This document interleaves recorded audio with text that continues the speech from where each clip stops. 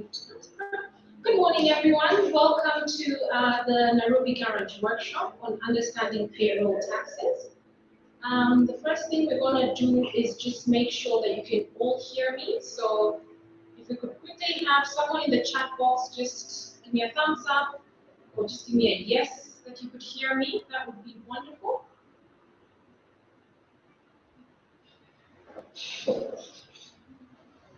Lovely. All right. As I said, karibu sana to our Nairobi Garage workshops. As you may or may not be aware, we host these every Tuesday morning, normally around 10 a.m. East African time, and it's a pleasure to have you all with us. Today we have a highly informative and insightful session that's being hosted by our neighbors at Finebridge Associates, and we're going to be getting into understanding payroll taxes and statutory deductions. So they're going to help us hopefully debunk the myths and really the murky waters that are taxes, and really just understanding what it is you're entitled or expected to do as an employer or an employee as well in Nairobi, Kenya. So my name is Mel. I'm the community manager here at Nairobi Garage in Kilimani. And what I'm going to do is I would like to just share with you all a little bit of information about Nairobi Garage and what exactly it is we do. So as most of you may be aware, I'm hoping we are a co-working space, and we offer functional office spaces for people to get their work done. You're basically getting access to different members, a plethora of networks that you can use and leverage to your advantage, but we also offer wonderful amenities that are world-class. We offer great internet, functional furniture and ergonomic furniture, as well as lounges, and really just great stuff as well, right? Additional to that, you can also access all our different locations. So we are in Karen, we've got 2 locations in Westlands, with the newest one being in Delta. So feel free to pop in there and have a look and speak to everyone there. But you're also entitled to really just make use of the different members that we have in our community with such events as well. So I encourage you all to network in the chat box. And so we'll just cross over to a little bit of housekeeping on our workshops while I take you through a few photos of Nairobi Garage.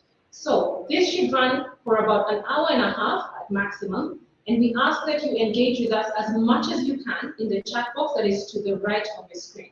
So if you have any random information that you want to share with us, you're welcome to pop it in the chat box. However, if it's a question that's specific, to this webinar, we ask that you pop it in the questions tab, which should be right next to the chat tab. Additional to that, we have polls that are running, so feel free to populate those polls. We've got really interesting questions there for you. It would be good for us to also know, where you stand on the different questions. So you're welcome to do that at any point during the webinar. We've got about 5 of them going there. And it will also be nice to just see what people think of the different questions we put in there. All right? Other than that, I'd just like to say again, karibu sana. And I would also like to introduce, rather just hand over the floor to the 2 ladies that are right next to me. So we are in the same room. So if you see a lot of shifting faces, please understand we're sitting all next to each other. But I'd like to introduce Anne, who will take us through a little bit about herself. Yeah, Anne, the floor is yours. Sorry. Yeah, thank you. And good morning and welcome. I'm very privileged to be here at Nairobi Garage and to present to you this topic. I know it is a topic that has a lot of interest. So my name is Anne Kimari, and I'm a career accountant, CPA, and also an FCCA. I run an accounting, tax, and advisory firm, and just across from Nairobi Garage, Kilimani at Blue Violet Plaza. And I have over 20 years accounting, tax, advisory experience, having started in the Big 4 firms, and started Finebridge about 5-6 years ago. And happy to be of service to SMEs and those who feel that they do not need to sweat the small things. We can take care of your payroll costs.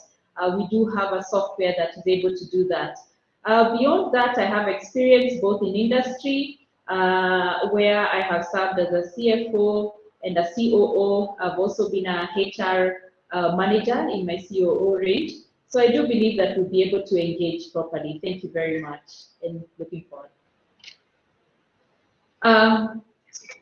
Yes, Susan is my associate, and so I will give an introduction as I do my presentation. I will give her. I will be able to introduce her. Thank you very much.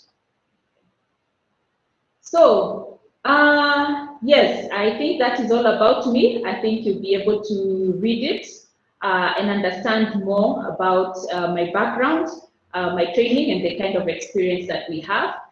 On the next slide, we have Susan Mukora, who is an associate consultant at Finebridge. She has over 15 years experience both in the private and corporate industry. She's a dedicated executive with extensive experience in all aspects of financial management and operations. And this includes treasury, financial analysis, budgeting, and so on, and payroll as well. So she started also in a Big Four at PricewaterhouseCoopers and is a member of ISPA. So she'll be facilitating this session with me. Thank you. So before long, we can move on to, yes, we can dig right into the workshop. So what we're going to cover today, as you can imagine, the topic of payroll is very wide. But we chose these key areas to focus on, which is really the fundamentals of setting up a payroll and also how to compute. And then we felt that for SMEs and for those who may be in that space where you're starting up, there may be pitfalls in how you contract staff. And so we'd like to discuss that. And then we'd like to discuss the taxes and show some basic computations. And also show you what other statutory requirements or deductions are required for an employer. And finally, we'll be able to present our value proposition of what we do and how we can support you in this area. So part of what we will not be able to cover in this discussion are human resource considerations, the details of them, payroll dispute resolution, disputes in employment, and other employment-related matters, because this may not be in the scope for this discussion. However, we do have associate consultants who deal in this area, and we can consider them in separate engagements. So the first question that we would want to ask you, do you consider payroll to be a finance or a HR responsibility? I know this is a question that we put in the polls. I don't know how many of you were able to answer it in the polls. And I think as we go along, we'll be able to tackle it and be able to find out exactly where does it fit in or whether it's in both areas. For us to be able to really understand each other, and I do not want to assume that we are all very knowledgeable, so I felt it was important that we give a glossary of some meanings, and right there we have the meaning. When we talk about a consultant, we're talking about a person who provides expert advice, contracted for specific purposes. When we talk about employment, it's the state of having paid work as defined by an employment contract. When we talk about an employee, we're talking as somebody who works for another person in return for payment. And then a few abbreviations that you may come across, such as the HELB, which is the Higher Education Loans Board. It's a student loans affecting government-sponsored university alumni. So when you hire someone, you need to find out whether they did have a student loan, because to be your duty as an employer to make sure it's remitted. There's NHIF, National Hospital Insurance Fund, NITA, National Industrial Training Authority. This tends to be missed out by a lot of institutions, but it is a statutory requirement.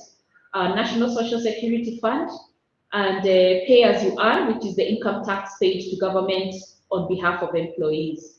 Statutory deductions, this is the sum total of those deductions that have to be deducted from an employee and paid over to various government bodies. Another term you may hear us speak about is tax allowable deduction. These are the items within a computation of a tax payable that give relief on the total tax payable. Hence, they reduce the eventual tax liability. When we talk about tax disallowable deductions, these are items that add on to the taxable amount and increase the tax payable. Okay, so let's dig in. The first thing that we may want to show you is a schedule that is prepared that lists out the employees that are being considered for pay in a particular month or a period of pay, and it includes the different sections. You may want to have staff numbers, you have the staff name, you have the basic pay. This is what you have committed to pay in the contract. But on top of that, there could be some taxable benefits. There could be commissions on revenue if somebody is a salesperson, or it could be other benefits that you have given that employee. It's monetized and included in the gross pay. So you come up with the gross pay, which is an addition of both the basic and the taxable benefits. From there, you work out what is the taxable income and then compute the pay as you earn tax, which is the income tax payable to government. And then there is the NHIF rate that is applicable for that employee rate. And then any deductions, whether they are advances or deductions for the SACO or any other deductions that need to come in before coming to the net pay. So what we have here is just a sample of how a payroll schedule would look like. You do have a summary down there that shows you what the gross pay for the month for that employer is. The PAYE in total that would be payable. The PAYE, the NHIF total. You will notice for NSSF, you have to double that amount. So whatever the employee contributes, the employer has to contribute the same amount. So the figure tends to double. I'll go further to explain the NSSF because there is the old rates which are still applicable because there's a legal challenge there, but there's the new rates that NSSF have prescribed. So what I've shown are the new rates, and then the net pay that is derived from there. Lastly, it would be good to have a preparer sign off and an authorizer that is able to approve that payroll for the particular month of payment. I would like now to go through how the payroll is prepared. For us to come up with that payroll schedule, we have to have some things in place. So the creation of that payroll is preceded by the following process. You need to have defined the staff engagement. You need to have defined the pay components, collect the payroll inputs. This is where you would have perhaps people who are having deductions either for a SACO deduction, loan deduction, or whatever other inputs that need to go into that computation. And then work out the gross computation and the net computations.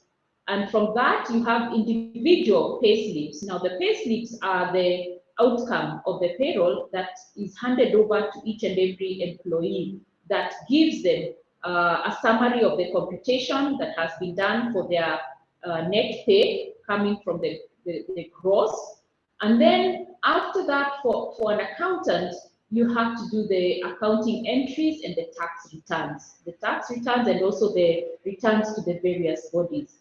Now, for us to do this, it is presumed that the employer and the employee each would have registered for this to happen. On the part of PAYE, the company needs to have the company PIN enabled for the tax so that it is able to accommodate the PAYE deductions. The employee does not need to do anything as long as they have a PIN. Then that PIN number is registered on the payroll schedule. The company also needs to have registered for NSSF, and the employee needs to have also registered for the NSSF number and has a unique number that remains with them from the time of their first employment until the time they retire.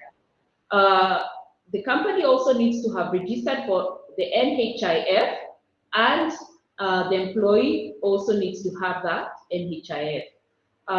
The company also is required to have registered for NITA, but there's no registration required for an employee.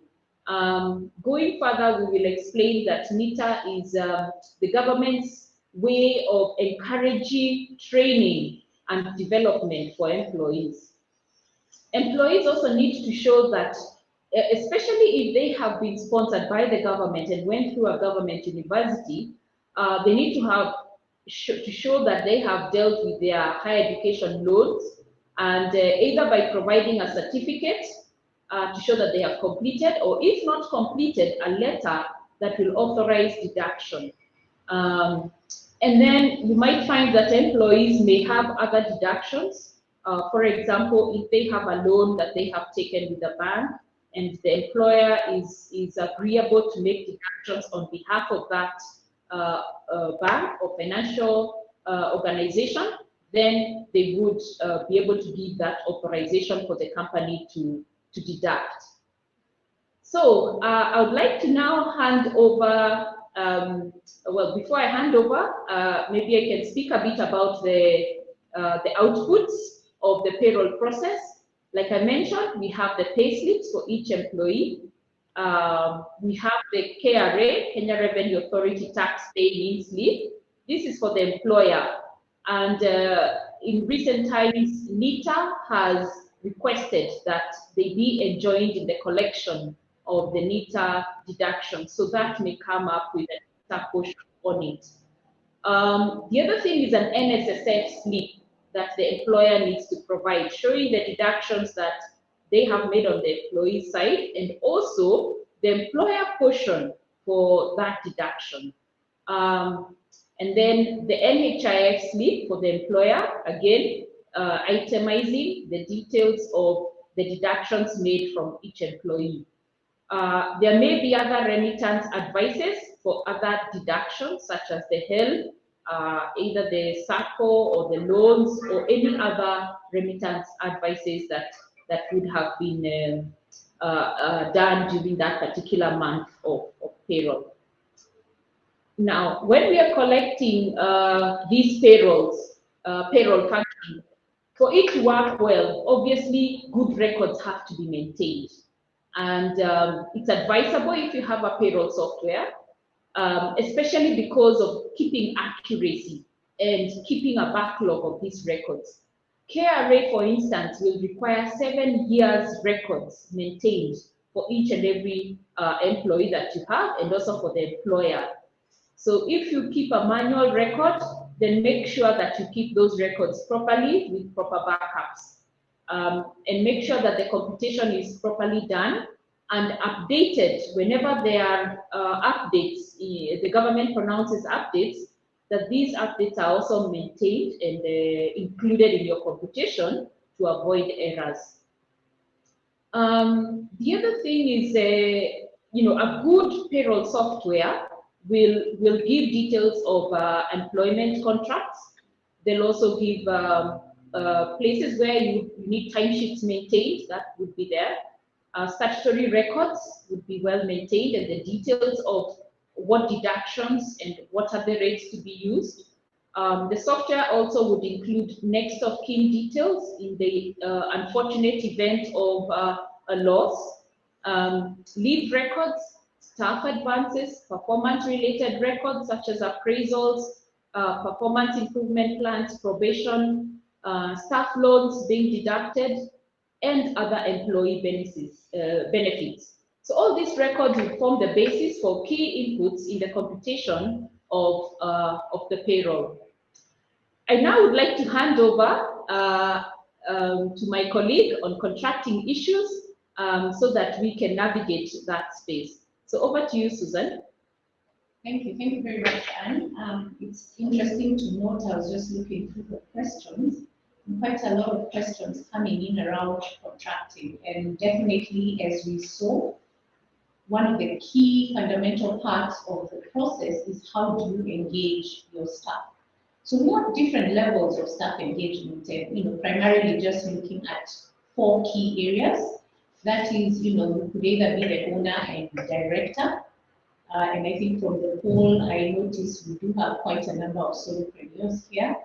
You could have engaged your staff on day rate, piecemeal, or casuals. These are people who primarily would be engaged on a day-to-day basis. You may not have full-time work for them, but as and when you do need them, you would call them in. We have contract workers, and these could be people who are usually on a short-term basis, so they're not exactly like casuals, but you need them for specific work to be undertaken. And of course, it could also extend much longer depending on the assignment you have.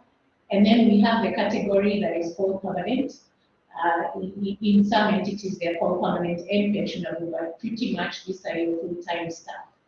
Over the years, you will notice even as you move from SME or SME into a fully fledged company, there could be instances where your staff will move. Perhaps they may have come in from a contractual level and they're going to move into a permanent level.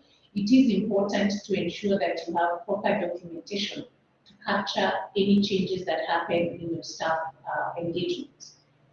So perhaps just to get a highlight on some of the common issues that we have in contracting. And this stems from the fact that it's really important for us to properly classify the services that we've engaged. And I know one of the questions that I've seen in the chat box is, what's the difference between a contractor and a full-time staff? So you can be contracted as an employee, or you can be contracted as a consultant, as we shall see.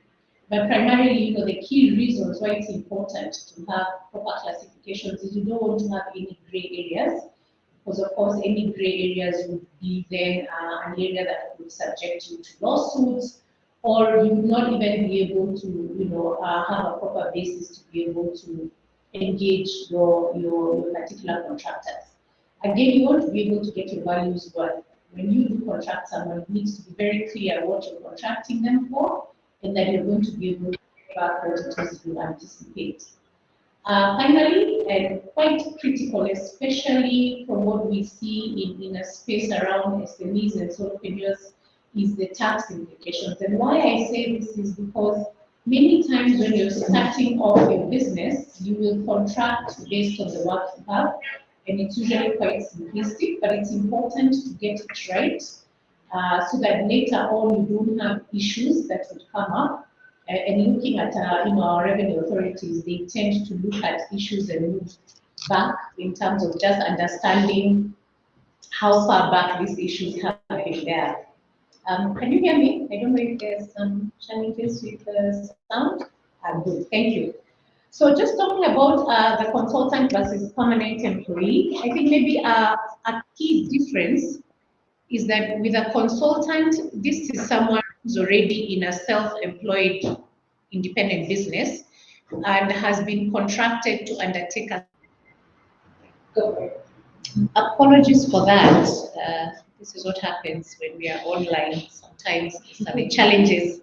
So maybe I'll just take it up from the top again for the purpose of those who didn't hear me. I think I started by mentioning that, how you do contract your staff in terms of definition of staff engagement is a critical process in the payroll process. So it's important to get it right from the word go to be able to avoid any challenges with regards to how you have your employees coming on board. And I did mention that there are 4 key types of staff engagement, starting with the owner and director, and I think I mentioned that looking at the polls, we do have quite a number of solopreneurs who are here. And then we do have the day, piecemeal, or casual workers, and these are the people who may be engaged, once a day for just whatever work may be available, maybe perhaps not full-time work, but as and when you need the person for some work. And then we have contract workers, and these are usually people who are contracted on a short-term basis. And this could be up to 3 years, but specifically for a specific kind of assignment and dependent on what it is they are coming on board to do. And finally, we have permanent staff, previously known as permanent and pensionable, but these are what we would otherwise call our full-time staff.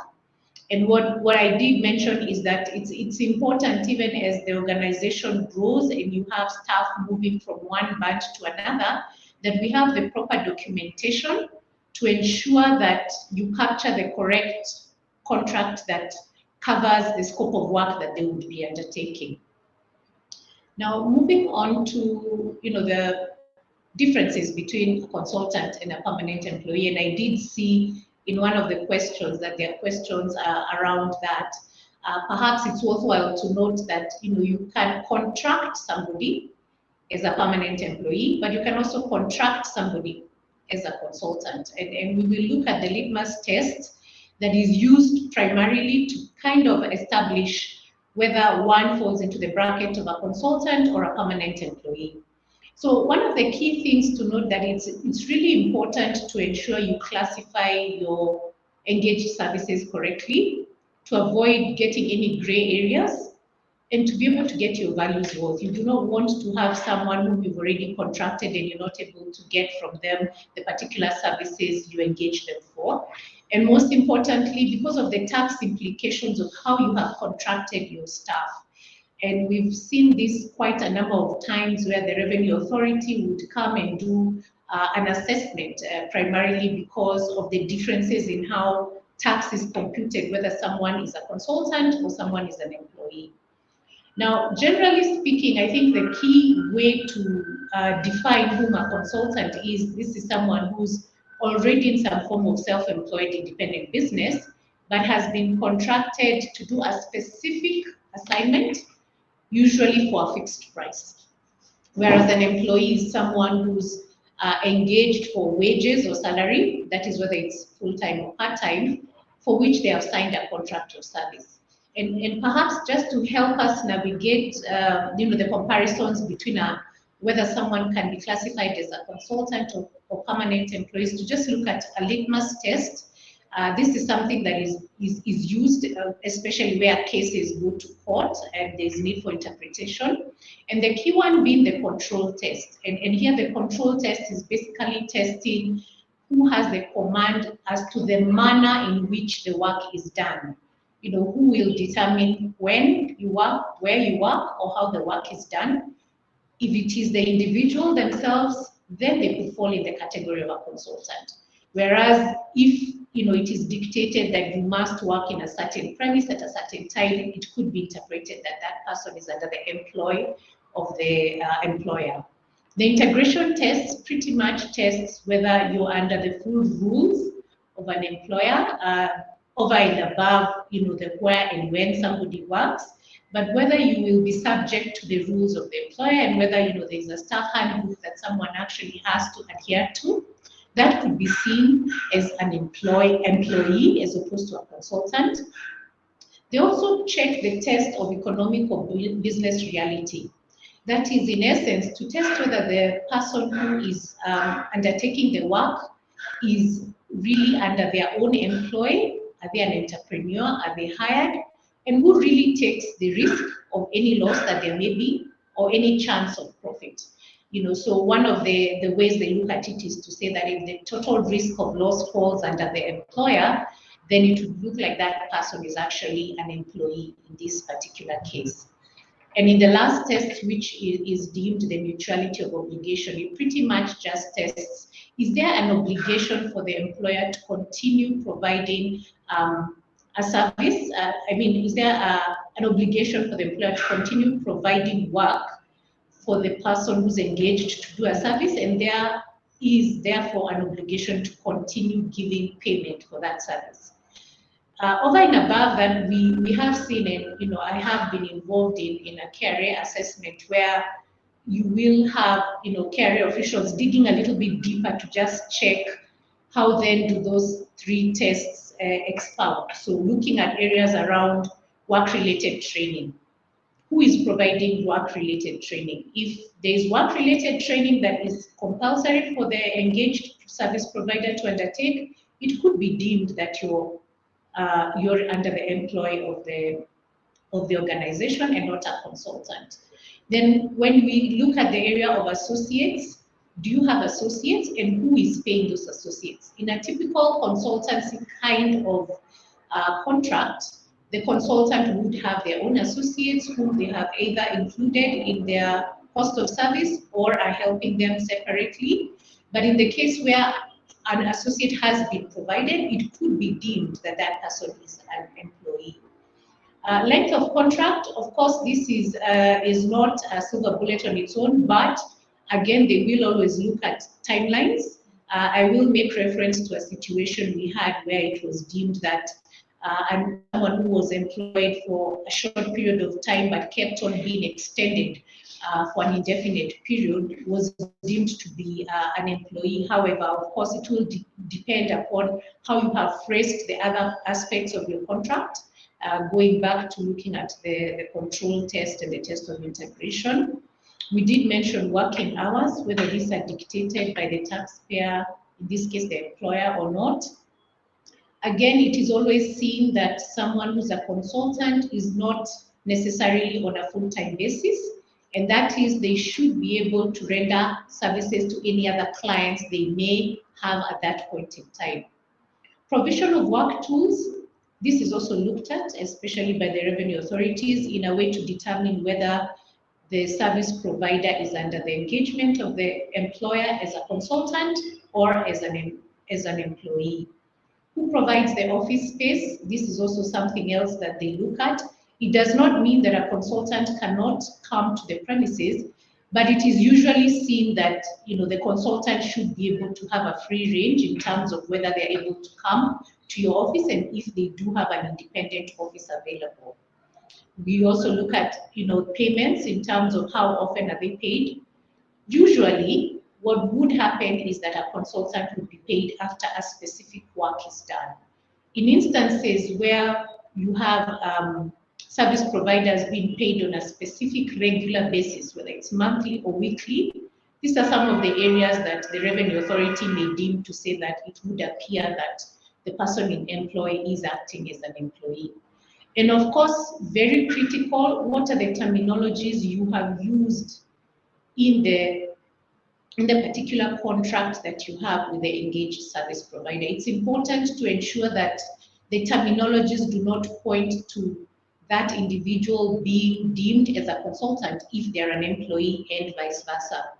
So what's quite critical to note is that there are consequences of non-compliance. And of course, when we look at it from the point of view of getting your values worth, you can look at it from the HR point of view.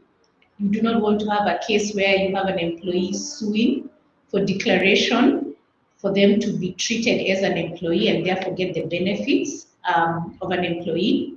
I've indicated an interesting case there. If you do have time, it's important to read through it. It's a case of a particular person who had been hired as an agent, but the contract was deemed in terms of substance over form that ideally speaking, based on the contract, they were deemed to be an employee, and he did sue for all the employee benefits, including payment of leave days that he was entitled to, as well as the fact that he sued that he was terminated illegally. So that is another consequence of non-compliance in terms of how you have contracted your service provider. And as I did mention quite critically is KRA, that's the Kenya Revenue Authority, can demand outstanding PAYE penalties and interest. So maybe just to explain that, this means that a consultant, when a consultant is being paid, you would be deducting withholding tax from a consultant. And withholding tax, dependent on whether someone is resident or non-resident, has a certain percentage attached to it. So for example, if I'm a resident consultant and I have been recruited as such, you'd be deducting perhaps 10% from my amount that is paid at the end of the specific contract. Whereas for an employee, you'd be paying on a monthly basis an amount that is based on PAYE, that is, the pay as you earn.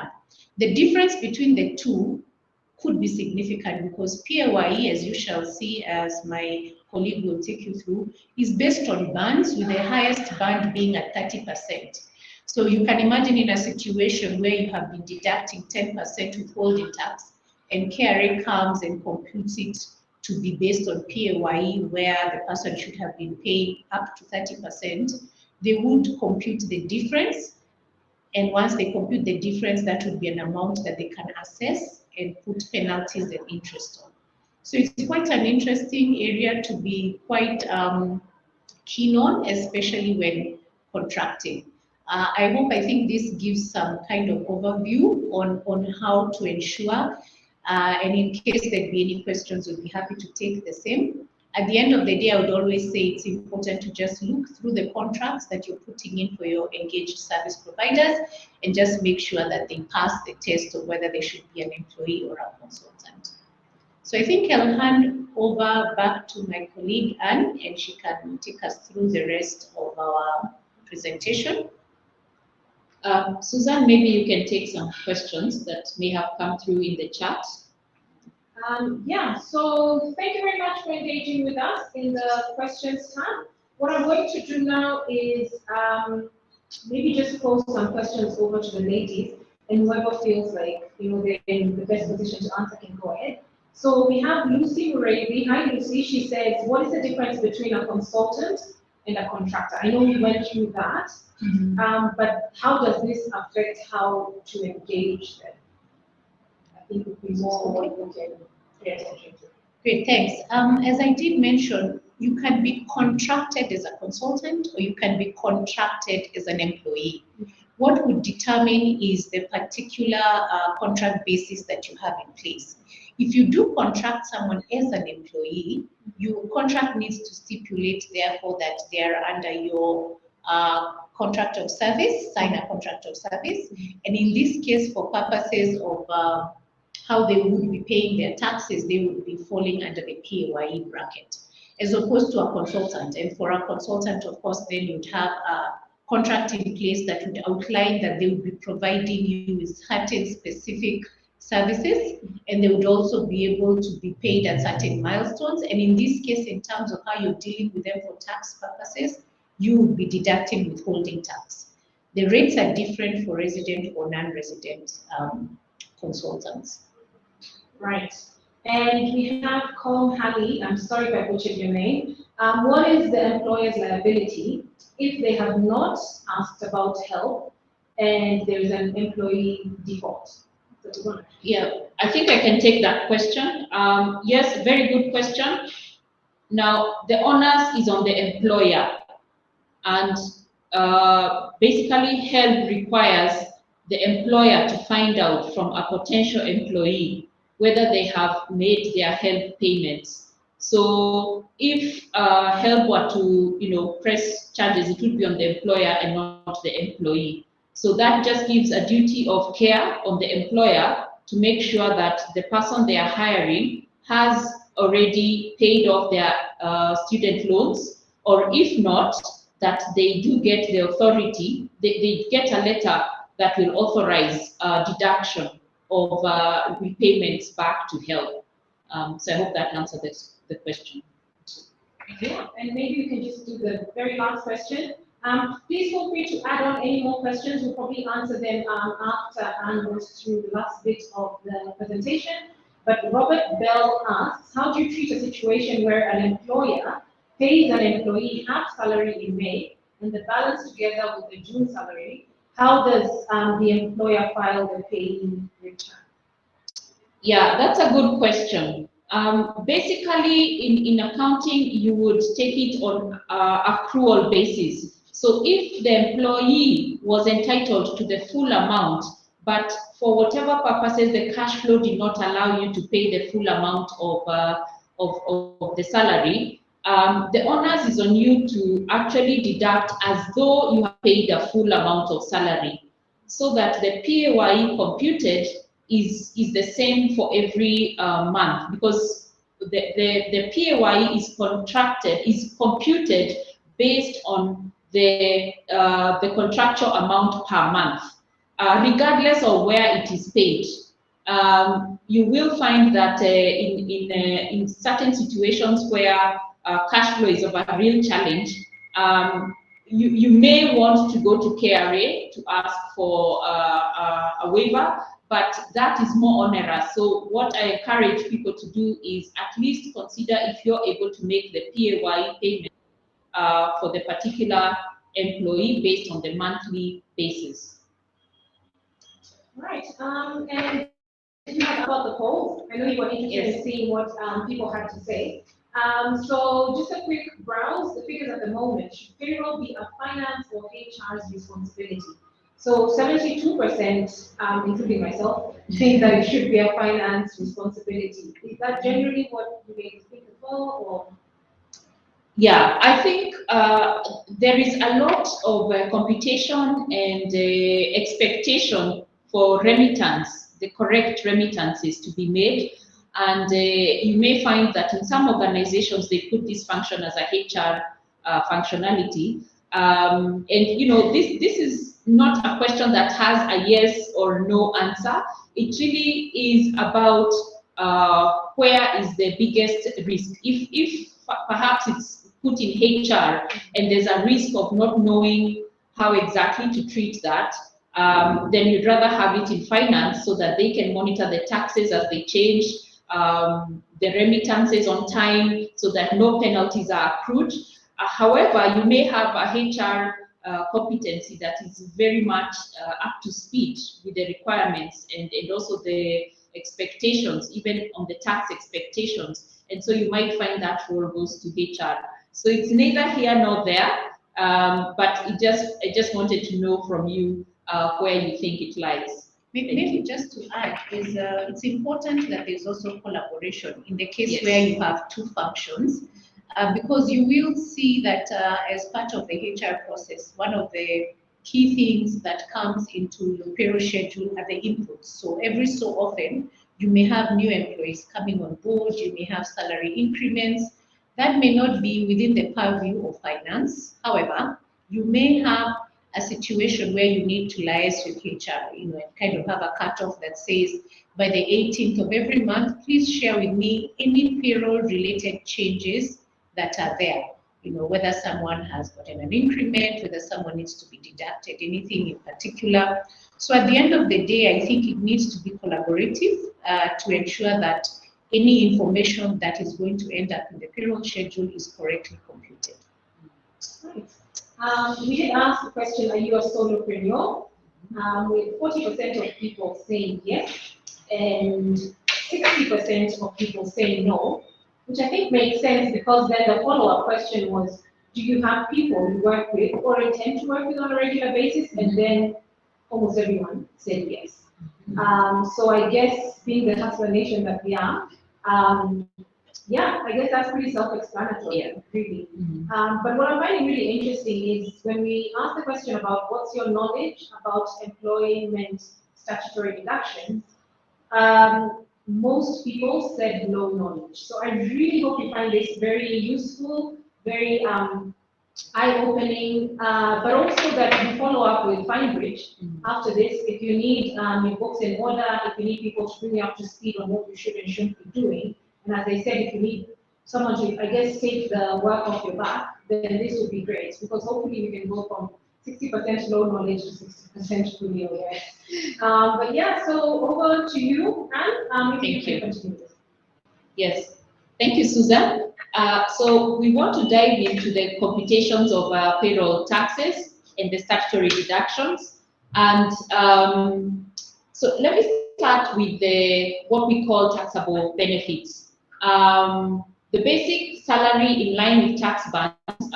Last year, 2020, April, the government gave a rebate on those employees who earn 4,000 and below, meaning that if you're in that tax bracket of 0 to 24,000, you do not pay PAYE, pay as you earn, or income tax on your salary.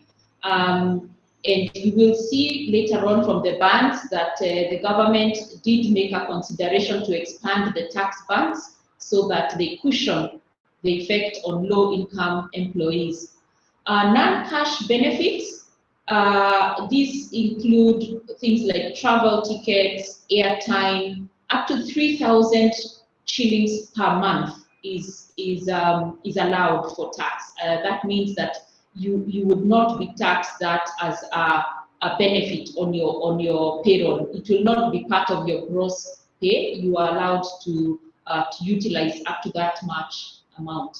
Per diem, Up to 2,000, if not accounted for, is also allowed, but above 2,000, you need to account for it.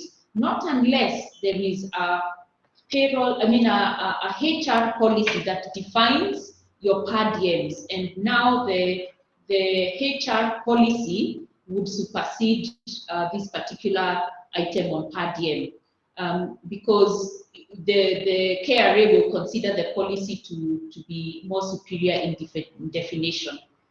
On domestic benefits, club subscriptions, domestic help, furniture, electricity, water, all these have specific defined benefits that come back to your computation on tax, which means that your basic pay would increase if you get these benefits as part of your benefits. And so each of them have been defined. It is detailed. You have to go into the Income Tax Act to be able to get the details of how they are prescribed. We'll give you a snapshot of some of them.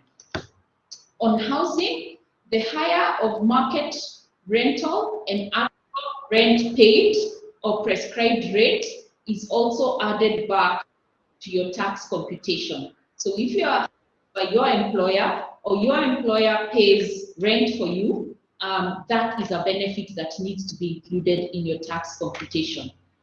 For those with registered ESOPs, an ESOP is an employee share of ownership program, and this is where common with startup organizations, where you want to give shares of your company to your employees, especially those employees that you value or those whom you want to stay on for a long time.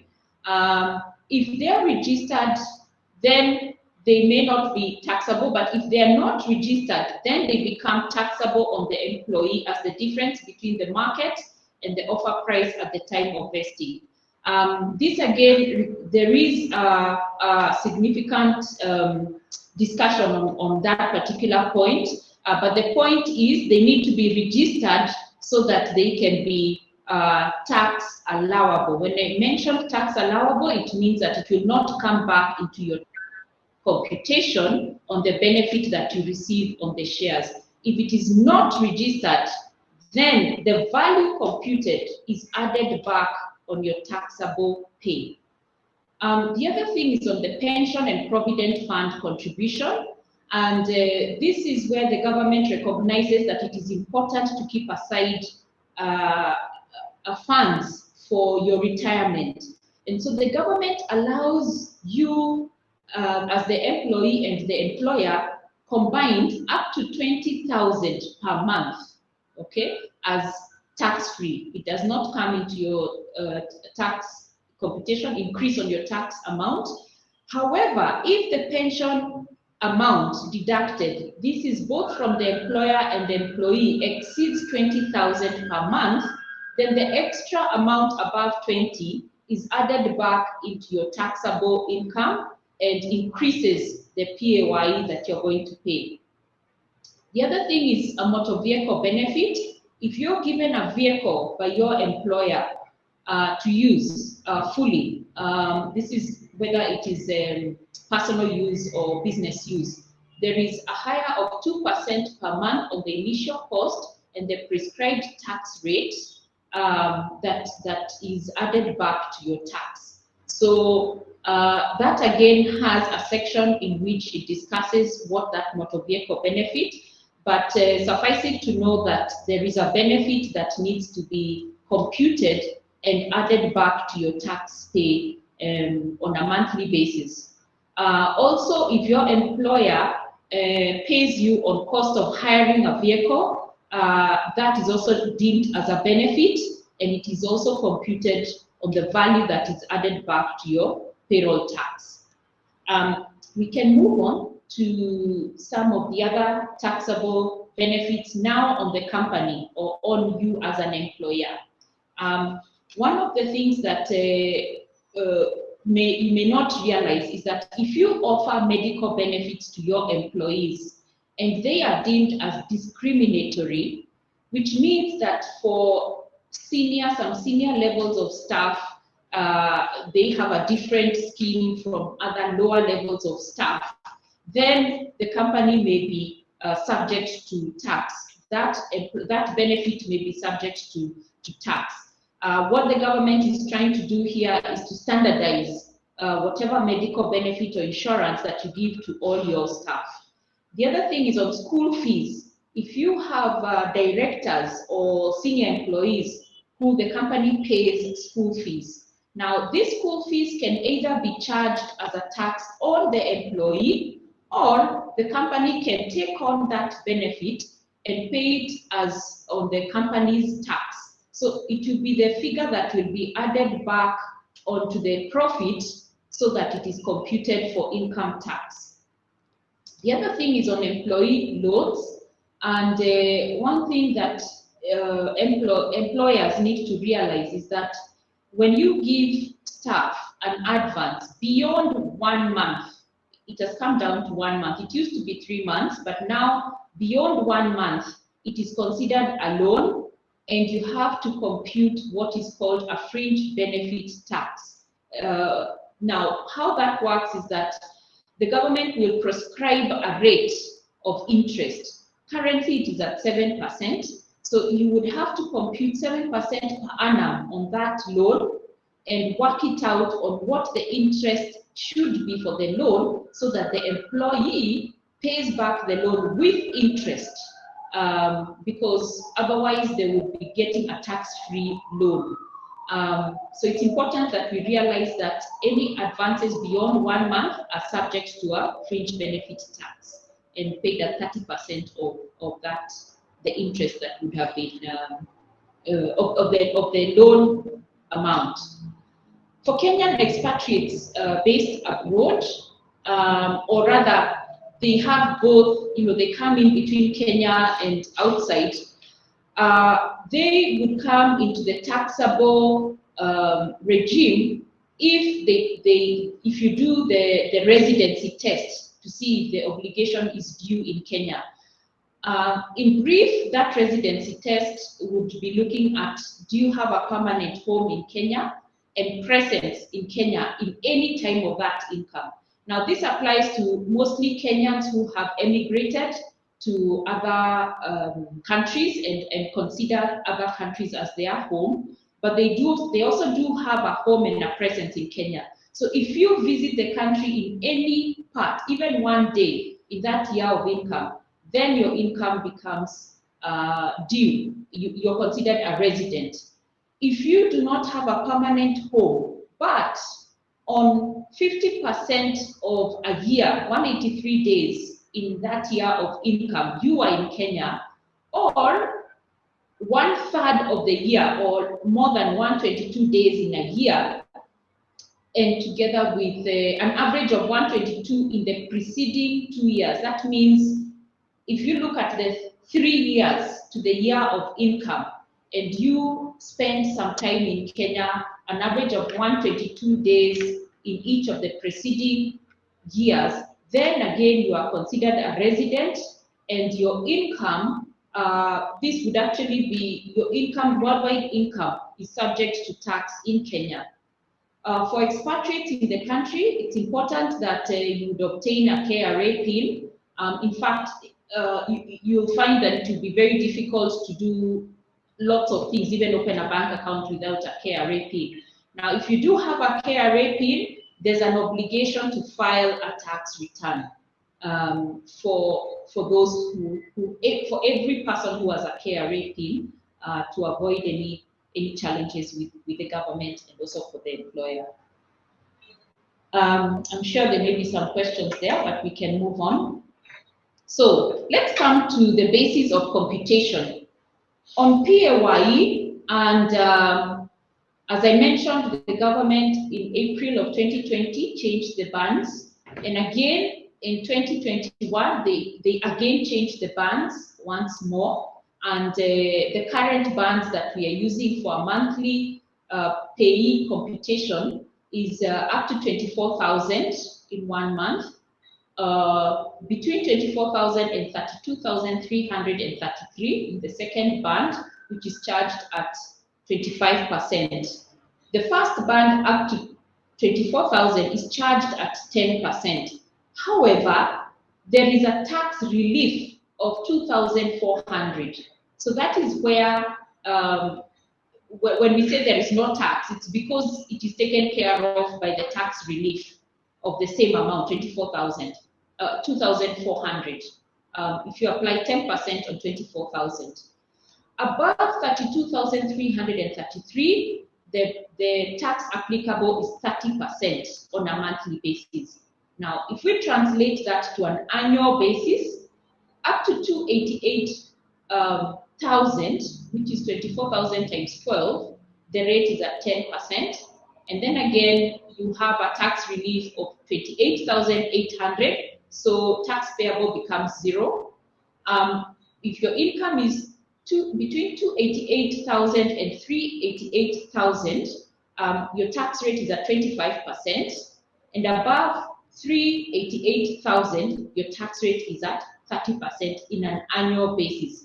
This applies mostly for those who are self-employed and have earnings from different sources and do annual returns of their taxes and pay their taxes either at the end of the year. Although starting this year, 2021, the government has prescribed a quarterly tax return for those who are individual, those who would want to do a quarterly tax return. That is also open, but the prescription is at least to make your tax return between 1st of January and 30th of June for the tax of the preceding year and make payment also for that tax. Looking at the other payee parameters, we mentioned the monthly limit of 2,400, annual limit 28,800. There's an insurance relief. This is if you have an life insurance policy, and the policy is up to 5,000, you do have a relief. So it's not considered as a taxable benefit, taxable amount. You are able to get a relief of 5,000. So if you pay, say, 5,000 on your life insurance, the whole of that 5,000 is a relief back to you as an encouragement by the government, up to 60,000 per annum on your insurance premium payment. Allowable tax on pension, allowable pension contribution, 20,000 per month or 240,000.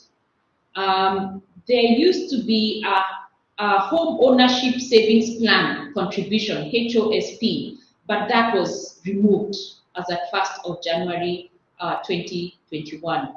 Affordable housing relief, this is a relief that would apply in certain instances. And then allowable owner-occupier interest, again, this is a relief that would apply for certain categories of staff. And then there's a disability exemption. If you're disabled and you're registered as a disabled person, you would have relief. You would not pay tax up to 150,000 of your income on a monthly basis, or 1.8 million on an annual basis. The fringe benefit tax is what I talked about, that applies on those loans that are given by an employer for staff loans above 1 month. And actually, yes, just to plug Lucy's question, yes. She asks, please expound a bit more on the fringe benefits tax. E.g., where an employee is given a staff advance of 30,000, deductible from their salary for 3 months at 10,000 each, would this apply? Okay, sorry, just explain again the example. So you basically have someone who's been given 30,000 deductible from their salary for 3 months, so ideally 10,000 every single month. Does the fringe benefit tax apply? Yes, ideally it would apply because it is beyond 1 month. Okay. As I mentioned, it used to be, the relief used to be up to 3 months, but employment law changed that to 1 month. So beyond 1 month, you have to compute 7% per annum on that 30,000 as the interest that you add on to when you're repaying that that loan. If you pay with that 7% per annum, of course 7% you divide by 12 to know what the monthly interest rate would be. When you pay the installment, you have to add the interest for the tax not to apply. So you just need to note that it is applicable for any staff advances or loans beyond 1 month. And it's, you compute it on 7% currently, because those are the rates that are currently the fringe benefit interest rates. All right, lovely. I hope that answers your question, Lucy. Right, so we could probably continue. Okay. Thank you. Okay, so I would like to show you an example of a payslip, and this is an individual's payslip. We've talked about the payroll schedule, and we gave an example of how a payroll schedule looks like. So in this particular case, we have an employee who is earning a gross pay of 300,000, and we have the tax rates. We've just explained how the tax bands work in that slide. So there would be the tax band applicable to come to a pay computation of 123,000, and then you have the NSSF rates. These are the new rates, and one thing I did mention is that NSSF have been trying to introduce this new rate, and but there has been also a court injunction on the introduction of the new rates. So what NSSF are doing is that they have allowed those who want to use the new rates to use them, and also allowed the old rates, which is just 200 shillings on the employer and also on the employee, to also come into use. The trick here, though, that NSSF have used is that each person who is registering for the first time on NSSF is automatically registered on the new rates. So it becomes a challenge to try and have a company now work with the old rates when you have one of your employees in the new rates. It forces the company to now go on to the new rates. So yes, these are the new rates, but we do know that there are institutions that still use the old rates for NSSF. NHIF is applicable, and again there are some bands. So for this income level, the band applicable is 1,700. Any amount of 100,000 would be at 1,700. And then there's the pension here. You will notice that the pension here is 25,000. So remember, the allowable pension amount is 20,000. So in this computation, only 20,000 of the pension is allowed, which means 5,000, which is above, will have to be added back into the gross pay computation, and PAYE is computed including that extra 5,000 that is not allowed. Okay, and so we have the total deductions and then the net pay. So if you look at the gross pay, you would find this is other pay information that may be useful for somebody. There's the non-cash benefit that may have been applicable. There's a housing benefit that may have been applicable, allowable deductions. And so the taxable pay is actually 437. And so this PAYE actually is applicable on the taxable pay. And you might find it quite high, but it's because we are actually working on the taxable pay. In this particular case, you are assuming that these are the different benefits that this individual is entitled to. And so you find, even if this amount, sorry, I should have put this as basic pay, I'm sorry, should be basic pay, and then taxable pay here. So this is an example of how the payslip would look like. I think we can continue. Now, what are the remittances? The obligations for the employer. The employer is supposed to remit a monthly PAYE form to the government. What has happened now that all of this is automated on iTax, which is the government software for making taxes. And so that remittance has to be done before the 9th of the following month. Otherwise, there'll be a penalty that automatically is incurred. You'll find that within the return, which is on iTax, there is a Form P9A, which is a deduction card detailing the amount and payment for all the employees that have been deducted in that month. There's a Form P10, which is the employer's salary of remittance. And then there's a Form P10A, details of tax deducted for each employee, P9A. And there is the fringe benefit tax return, if it is applicable, and the Form P911. You don't have to worry about all these forms, so long as you fill in the PAYE on iTax, it comes with all these other forms because you have to fill them in for the form to be uploaded on iTax and for the payment to take place. Okay. Sorry, one more thing. The outcome of this is a paying in slip that is generated from iTax that is used to make payment either at a bank or even if you're able to make through M-Pesa, that is also an option, or through an EFT. Now, I would like to mention something about employee returns on an annual basis. Each employee has an obligation to file their tax return by the 30th of June. And for you to be able to file this return, you need to have the P9A form for the entire year. And you need to ask your employer, now speaking to the employees, to get you the P9A form. And so that is a form that gives you all the details of every month, how you have paid the tax and what was deducted, what your reliefs were, and so on. You may not have had within your employer's contract a deduction for your mortgage, but when it comes to the annual tax computation, be sure to include benefits such as the mortgage benefit, your life insurance benefit. The home ownership plan has been stopped for now, so that's not applicable at the moment.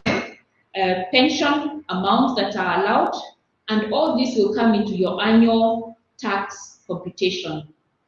If you're married, you may consider filing this jointly with your spouse, or you could do it individually. As an individual, if you have any other tax, any other income other than employee income, then there are other tabs within iTax that would be activated for separate computation of tax due. Other income may be consultancy income, where they could be withholding tax that are paid by the person who contracted you, or from investments such as fixed deposits. There would be some withholding tax on interest, and it could be rental. Perhaps you have a rental tax, and that is a final tax. The rental tax is the final tax, so you don't need to have any further declaration or deduction on tax based on rental income. And you might find that in that form, there may be a question on your landlord and tenancy details that may be required. Moving on to other statutory deductions and requirements, there is the NSSF, which is due on the 15th, deducted from the employee and the employer, and there are new rates that apply. There's a penalty of 5%. NSSF would be mandatory if you have at least 3 employees. The minimum is 3 employees. For health, there is a mandatory deduction due on the 15th, and there's a penalty for late payment at 5% per month. So again, that's something that needs to be done. NITA can be done once a year, or it can be done monthly. There's that option. So it's 50 shillings per employee, and it's due on the 10th. Although now it's being combined with PAYE, so you can make payment together with the PAYE. When you go into iTax, you could click on the NITA tabs to include that. There's NHIF, which is also due on the 9th, and there are bands that are applicable. And then staff loans, like the question that was asked, deductible beyond 1 month, and fringe benefit taxes as per KRA schedule. For an employer, note that the Employment Act requires you to be careful that all deductions do not surpass 2/3 of the individual's pay. This is just to cushion that individual for the particular month. Okay. Those are the rates. I'll not go into detail.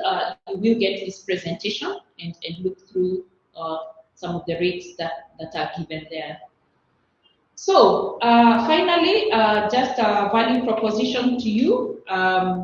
When considering whether you will do it internally or outsource, you need to look at the cost-benefit analysis. Do you have the right expertise in-house? Do you have the time? Can you trust your manual system, whether it's an Excel system, or do you want to outsource a software that can do it for you? Do you want to purchase a software? And can you afford, can you afford outsourcing in light of the above? And where your answers point to outsourcing, we'd like to introduce ourselves, Finebridge Associates, as your one-stop shop for outsourcing your payroll services. We have been doing this for our clients. We have about 15 clients who we work with. And our value proposition, we have been in existence since 2014. We carry out bookkeeping, tax, advisory on full-time basis, and also audit work, external audit based on a partnership we have. We have the right skills, and we have those who are training as CPA accountants, and we also have associate consultants and the clients who work with us. We do have an in-house payroll software that we use for payroll management, and we keep all the records, and every year we're able to produce the P9A forms for each employee within our clientele. So we take away the headache of changing payroll statistics. We help you with that using the software, and for those who want, we also make the payments on your behalf and generate the accounting entries required.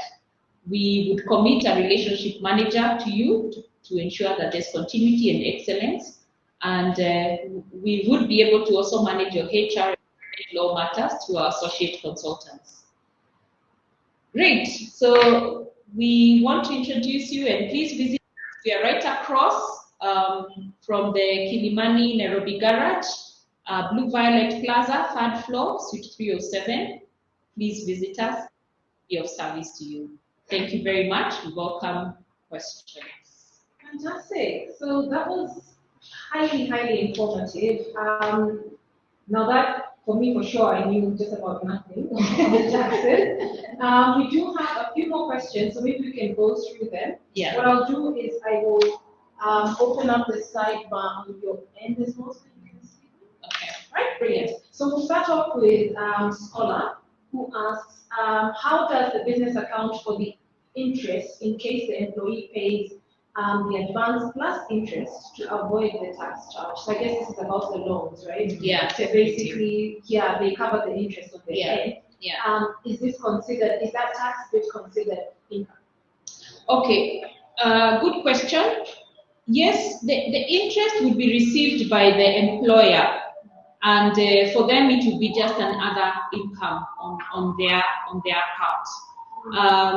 Where the tax applies is if you did not pay your loan with interest, and so the employer will be liable, and the employer can pass back that tax charge to you.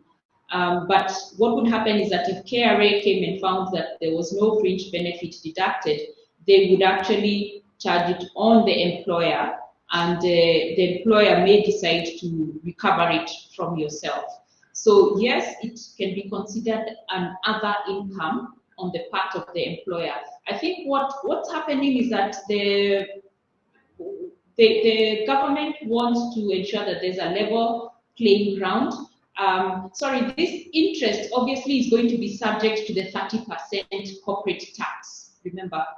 So yes, it is part of the income that will go into the taxation of the company. Yes. Right. Hopefully that answers your question, Scholar. Next we go up to Monica Wayaki, who asks, question on what to base my deductions on. If I have an employee earning a basic pay of 55,000 shillings and a cash pay of 14,500 shillings, my question is, do I deduct my NHIF, payee, and NSSF? What do I deduct, from?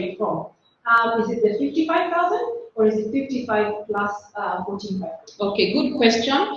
Is the 55,000, the extra pay of 14,500 as a result of commissions or benefits? If so, then it will not be part of that computation because that may fluctuate. That may fluctuate. So it will be based on the basic pay. You would base your NSSF on that is on the NSSF. However, for PAYE, it's on the gross. It's on everything. Like I demonstrated to you, you have to include the taxable pay. So it's on the gross. Where is it? Where was it? Yes, there. So it should be, the PAYE is on the gross. NSSF will be back on the basic. Okay, I hope I didn't confuse you. So NSSF and NHIF will be on the basic, but PAYE will fluctuate based on what the gross taxable pay is. Okay? Yeah, because benefits are included in the PAYE computation. All right, thank you for that. And the last one is from Lucy. If there's anyone else who has a final question, please pop it in the question tab. Otherwise, Lucy asks, what does one need to do as a freelancer where withholding tax is paid by the clients they work for when it comes to filing annual returns? So I'm assuming she's like a consultant. Yes. Yeah. Good question also, Lucy. This is a question that a lot of consultants and solopreneurs face. This withholding tax is your advance tax already paid for you.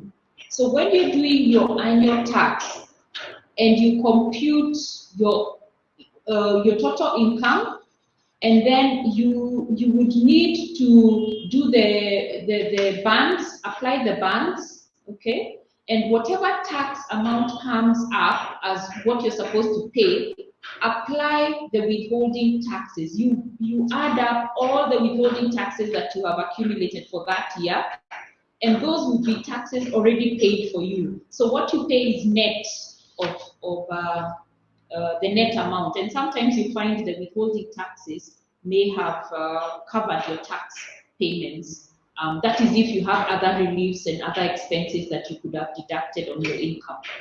Yeah, maybe just to add something, when you're doing your annual returns, it's important that, iTax is a platform that helps us, but when withholding tax is deducted, that withholding tax certificate comes onto your iTax.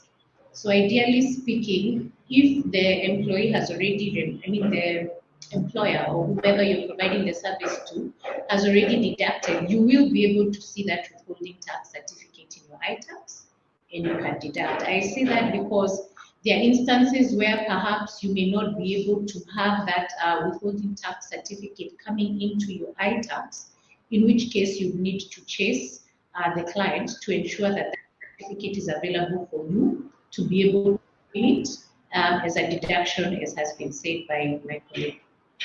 Thank you. Okay. Eric here just wants to add on to Lucy's last question, which is what we were just answering. When should the employer make the withholding tax payment in a corporate?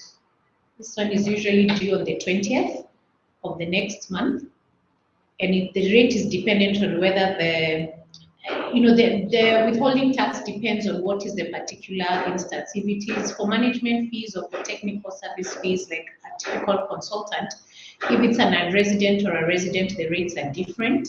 So it's important to be able to establish whether you're getting the service from a non-resident or a resident. But if we're talking about withholding tax, as was highlighted by my colleague, that is as a result of investments that you have made, the rates for that are also different or the same. I don't know if you're going to add something. Let me add, Eric, employer, the bit employer has confused me a little bit, because you see, if it is your employer, they would be doing PAYE, not withholding tax. But if it is a contract where you're a consultant, then that is where withholding tax applies. If you're a Kenya resident giving training or management consultancy work, the rate is about 5% of that amount, and they need to pay it by the 20th of the following month. If they haven't paid it, you need to follow them up for payment, because you might find that some people will make the payment having deducted the withholding, but forget to withhold the payment for you. So make sure you follow up on the contractor, the one who contracted you, that they actually make the withholding tax payment for you by the 20th of the following month. So the rates, as my colleague has said, will vary, but generally if you're a Kenyan and you're doing training or management consulting work that is in the normal bands of consulting, it tends to be about 5%.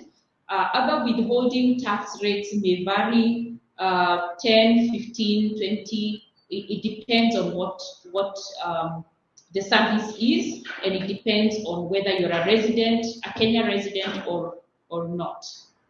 Thank you. All right, so I believe that is all in terms of this particular workshop. I have left their contact on the screen for you guys all to, I guess, get a screen grab. As I said, there are neighbors just across the road at Blue Violet Plaza. Please reach out to them if you want to follow up on any more information that you might need for them. If you want their services, you're welcome to use them. But otherwise, to every single person who was part of this webinar, we extend a free complimentary day pass to each and every one of you. And what this does is that it will allow you to access our different locations at Nairobi Garage for a full day. So you get the full membership experience, and you're welcome to just let us know what you think of the service thereafter. Yeah. So we will be sending out something on your email shortly, along with the link to this particular presentation. But feel free to subscribe to our YouTube channel as well.